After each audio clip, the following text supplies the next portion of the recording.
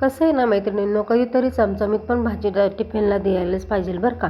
आता आहे ना, मी इथं ग्रीन पीस घेतलेलं आहे. ग्रीन पीस ऑल सीझनमध्येच मिळतात, हे सगळ्यांनाच माहिती आहे. ग्रीन पीस घेतलेले आहे, त्याच्यात 2 बटाटे साल काढून कटिंग करून घेतलेले आहे. आणि इथे त्याच्यासाठी मसाला आहे ना, कांदा, 1 टोमॅटो, खोबरं, आलं, लसूण आणि कोथिंबीर हे सर्व घेतलेलं आहे. आता इथं तेल तापलेलं आहे आपलं. आपण आहे ना, त्याच्यात हळद पावडर ॲड करणार आहोत आता त्याच्यामध्ये. हे पहा, आता त्याच्यात आहे ना हे ग्रीन पीस आणि बटाटा त्याच्यात ॲड करणार आहे.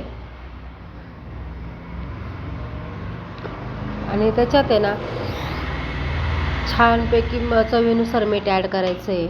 लाल तिखट 1 चमचा ॲड केलेलं आहे. आणि गरम मसालासुद्धा 1 चमचा ॲड केलेला आहे. आणि अर्धा किंवा 1 ग्लास पाणी टाकायचं आहे आपल्याला त्याच्यात बटाटा शिजण्यासाठी. कारण ग्रीन पीस तर ऑलरेडी कमी वेळातच शिजतो. आता हे ना बटाटा शिजण्यासाठी वेळ लागतो, तर थोडासा मग त्याच्यात अर्धा 1 ग्लास मी पाणी ॲड केलेलं आहे. आणि इकडे हे ना बटाटा शिजेपर्यंत आहे ना, आपण तोपर्यंत इकडं मसाला भाजून घेऊया दुसऱ्या गॅसवर. हे पहा, इथं सर्व मसाला या पद्धतीने भाजून घ्यायचा आहे. कांदा, टमाटा, खोबरं, आलं, लसूण सर्व काही छानपैकी आपण परतून घ्यायचं आहे.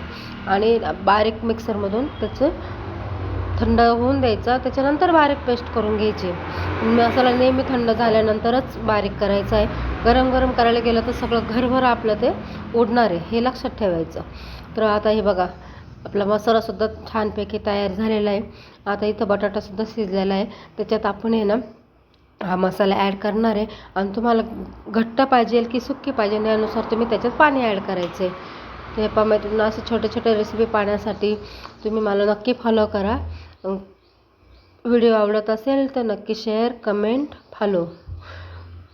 हे पहा, छानपैकी पाणीसुद्धा टाकलेलं आहे.